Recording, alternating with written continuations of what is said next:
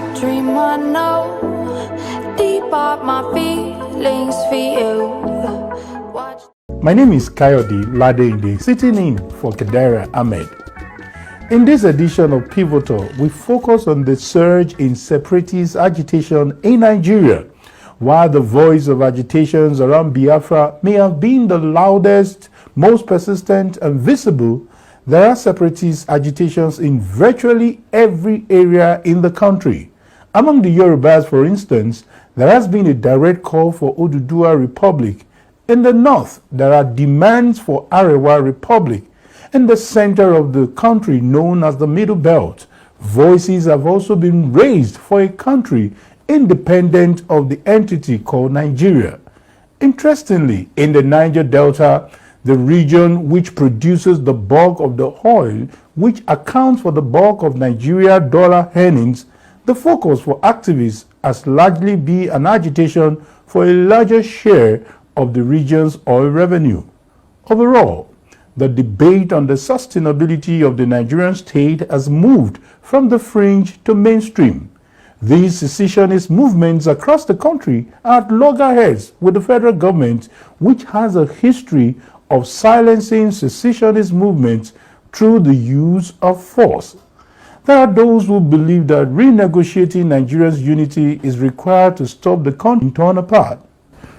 Today on Pivotal, I'm being joined by Professor Pat Utomi, the founder of Center for Value in Leadership and the African Democratic Congress ADC, and also Dr. Akin Baba Ahmed, the Director of Publicity and Advocacy of the Northern Elders Forum, to discuss the secession and the way forward. Thank you. Let me start with you, Professor Pat. From what we have seen so far, some have expressed divergent opinions, different contradictions. For some, it's a bargaining chip to have access to power. For some, maybe it's a genuine call for self-determination. And for some, they just want a fair deal. Or how do you perceive these old agitations, in your own opinion? Well, really, honestly, the way that I read this and I've read for a long time, people find different ways of expressing their dissatisfaction with how the system is functioning. And at the heart of it, at the core of it, is the failure of leadership. It is the nature of state capture, in which political process corrupts the governmental processes almost such that it is inclined towards the material interests of those who capture the state, who gain political power. And so we don't have the system reflect enough the needs of the people. And because this is so, people find different ways of expressing themselves. Of course, you will have opportunists of different kinds do different things. A great British historian, Neil Ferguson, writing about the making of the US Constitution, describes it as perhaps the greatest effort at institution building in history. And sometimes you can say, how can somebody say something so like boo? But the truth of the matter is that if you look at how the framers of the American Constitution suggests, for example, that people should have the right to feel, to express themselves, that they can leave the union. You wonder if they were not so foresighted. It's not because they wanted people to leave the union. It's because they understood that if people had the right to say we can leave this union, whoever the political actors are that are in power will act in a manner that reflects the interest of everybody. The same logic you can see in the electoral college system, where the rights of even minority peoples are protected. The Nigerian Constitution does a pretty bad job of those kinds of thinking. And because of it, when people are frustrated, they can't express it. Okay. Now, let me quickly get Dr. Baba Ahmed's thought on that. Do you agree with what Prof has just said? I think that what Professor Utomi did is very helpful. It sets a historical background and context for two key issues. One is the principle of self-determination, which is almost as human as breathing. Man is a political animal. Freedom is vital to men and communities. And you must never design a system that forecloses key options like the right of communities to decide whether they want to be part of any association. It's also a basic foundation of the democratic system. Even under colonialism, colonialists came continuously look for ways in which they can address the issues of diversity in Nigeria.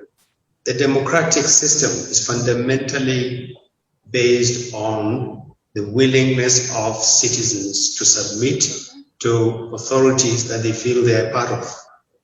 And our country federal system is designed around the idea that diversity must be managed and be managed well.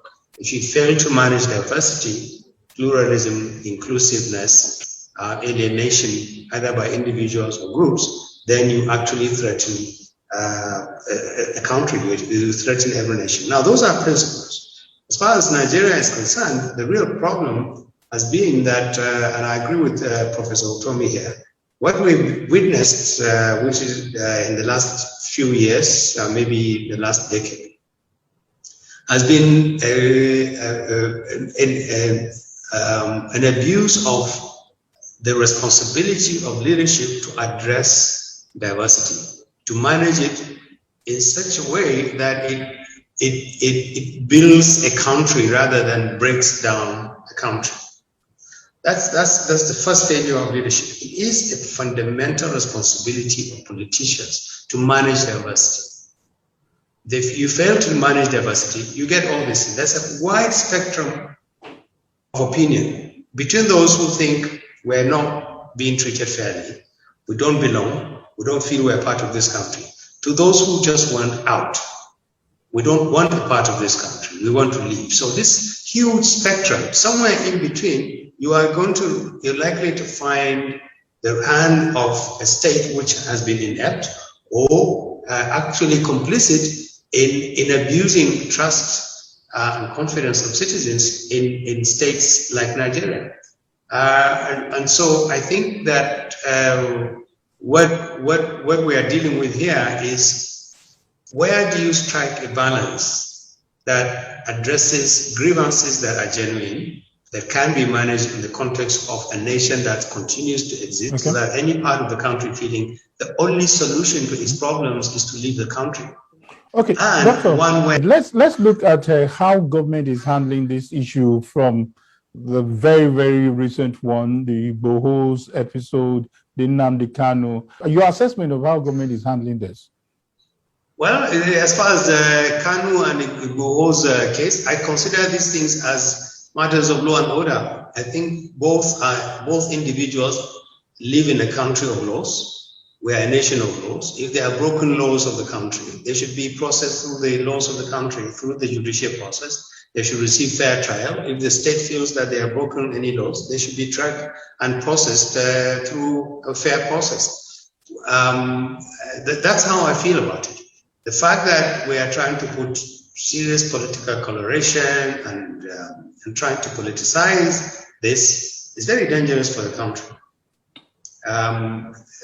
We've already done enough damage with politicians hiding behind individuals who feel that they can actually capitalize on genuine sentiments about marginalization, about alienation, about injustice, which has always existed in this country and which will always continue to exist in this country. Those individuals, there are boundaries you cannot cross and you should not cross. This is my view about this. If you do cross them, then the laws of the land should be asked to judge whether you've actually broken any law. Let me quickly get Prof on this. Looking at what Dr. Ahmed had said, I would also like to get your take. And in addition to that, let's look at, there are fears that arresting leaders of these movements may result into further escalation, and where we can have the issues of Mohammed Yusuf and Boko Haram, if you can remember. So how best do you think this should be handled, Prof? Again, it comes back to the same question of the immaturity of the political class. There's a subject that I give plenty of play to these days, and trying to explain it. There was a myth generated by the media back in the 70s called the Kaduna Mafia. And I've tried to explain many times that what simply was happening in Nigeria, and I had the good fortune of writing a PhD thesis and getting to become very close to many of the people that are today called the whatever, that Super Pamsec, Kaduna Mafia, or that or that. They were simply a group of thoughtful people who lived in Kaduna within a certain 2 square kilometers area, and a group of thoughtful people who lived mainly in Victoria Island and Ikoyi in Lagos. And issues come up in Nigeria, and they chat amongst each other in Kaduna, and the Lagos guys call the Kaduna guys, and they talk, and they find reasonable resolutions to these things. And Nigeria moves on. Most times, we don't even know what has gone on there to resolve things for the country to just keep going. Now, what has happened to us tragically is that such groups of thoughtful people stop being available and stop being able to talk to one another. And it now seems that the way you resolve a problem in Nigeria is to become obnoxious. The more obnoxious you become, the more you are then given a play. Oh, sorry, these guys are threatening heaven and earth. Okay, let's listen to them. Let's give them something. This kind of bricksmanship has brought Nigeria to where we are. So people now feel that the only way they can get a hearing is to get obnoxious. And that is what has led us to this sorry pass. We need elites who are clear-minded, so that I can pick up a phone and call Dr. Baba Ahmed and call Usman Bugaji and call whoever, and we call somebody in Port Harcourt, and we sort these snafus out, and we just keep moving. But this political class has not had the savvy, has not had the seriousness of purpose beyond what position can I be put in to share what money my followers get, this, get that. Okay. And that's why Nigeria is in this place. Prof, we're going to deal more on that, because you've touched some of the things that the political class is doing wrongly. But we are going to be very, very pragmatic to look at how to handle situations where we've had them, resulting to use of weapons and the rest. Let's look at how these agitations have resulted into. We have what people call the ESN in the Southeast, and we also have some situations where people have also seen weapons with some of these agitators. So how do you think government should handle this without, probably if you're saying that it should not use brute, what you see, again, it's part of the fundamental structural problems and constitutional problems that we have. The policing function, everywhere it works well, in my opinion, in the world, is a local function. Okay, give an example. I lived in a college town in America. It's called Bloomington, Indiana. The university in that town has its own police force who carry guns and everything. The city of Bloomington has its own police force, appropriately armed and everything. The county has its own police force. The state has its own state troopers, and so on and so forth. Now, when I was growing up, I grew up mainly in northern Nigeria, Kaduna, Maiduguri, Jos, Kano, where I started school in 1960, Kuzo, and we had native authority police in those days. It is the so-called reaction to the abuse of the native authority police that leads to this, no, federal policing is the only way. Doesn't make sense. In the United States, local police in the South was used to abuse the rights of black people. What happened as their system evolved was that after the Civil Rights Acts and all of those, if an issue involves a civil right, it's immediately kicked up and the FBI gets involved. Okay. But to say that policing, which is more effective as a local function, should reside in Abuja, where an IG who doesn't know what is hurting you in so that takes us to the issue of devolution of power. Sorry? That takes us to the devolution of power, the state policing. Yes, absolutely. That's it. I'm very much interested in this aspect you have gone into. And let me quickly get Dr. There seems to be some kind of confusion on what is secession and what is devolution of power. Can you help us bring out this dichotomy, and probably some of these agitators will get it correctly? My understanding of secession is just an outright. People feel we don't want to be part of this country. We have grievances. We believe that these grievances cannot be resolved in the context of Nigeria, and therefore we went out. So that's what I understand by secession. So with devolution of power solve it, maybe I should use the devolution of power devolution of power will address a huge part of the resentments and the frustrations that give rise to these sort of things. However, you always have people who think no matter what you do, the only way they become politically relevant is by saying we don't want to be part of this country. Now, what is the question to ask here is, what is it that gives these marginal people, that we want out people? We don't want anything else but want. What is it that gives them the opportunity to move to the center stage?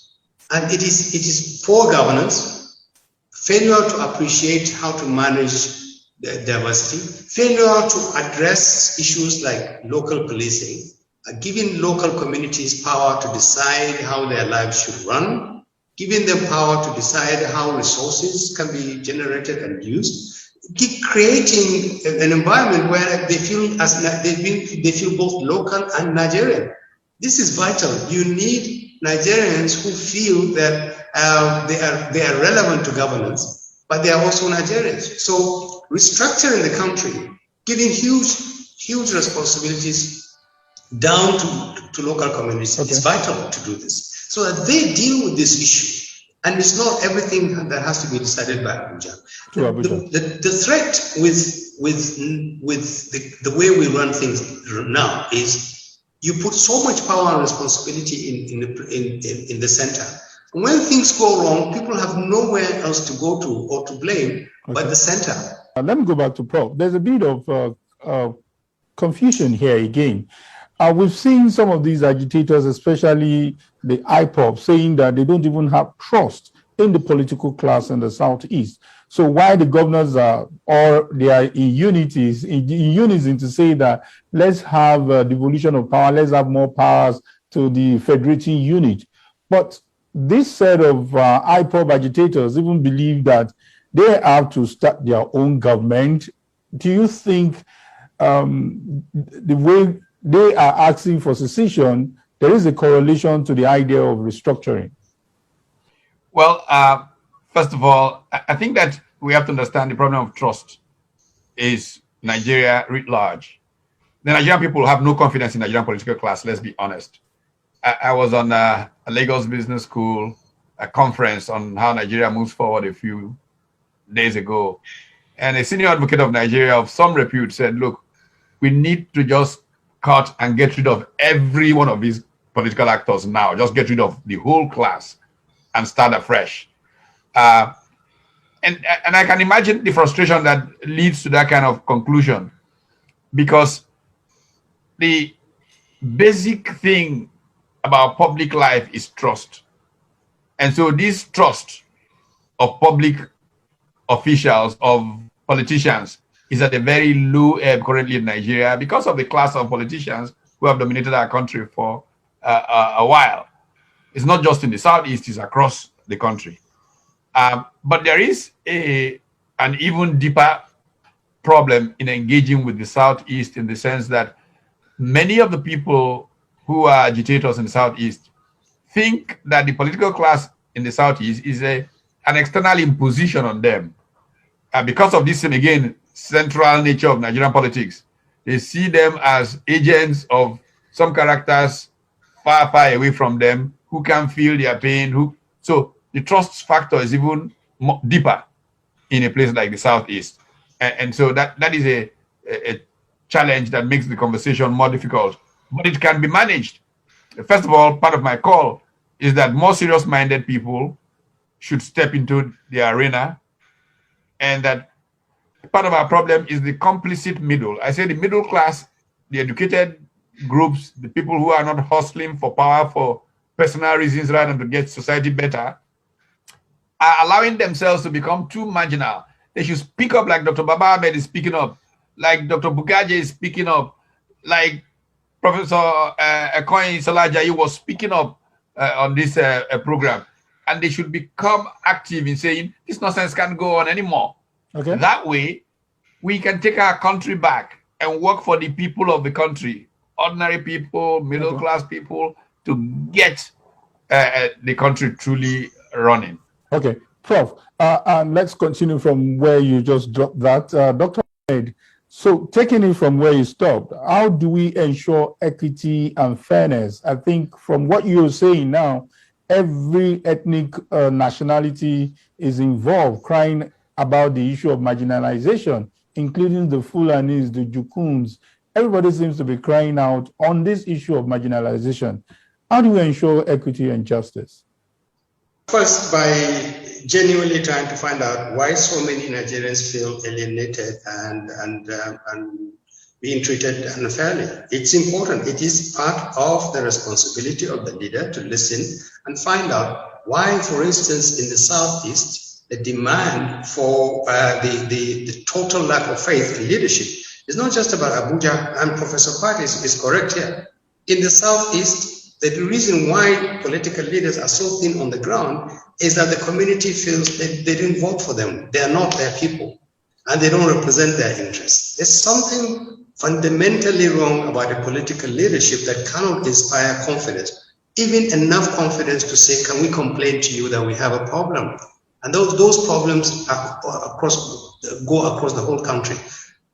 When you have an administration like we have now, that just simply locks out its problem. It says, look, we don't want to hear about restructuring because National Assembly is dealing with constitutional amendments. We don't want to hear about grievances and agitations because that is just troublemakers. We don't want to hear about communities saying we don't feel we belong.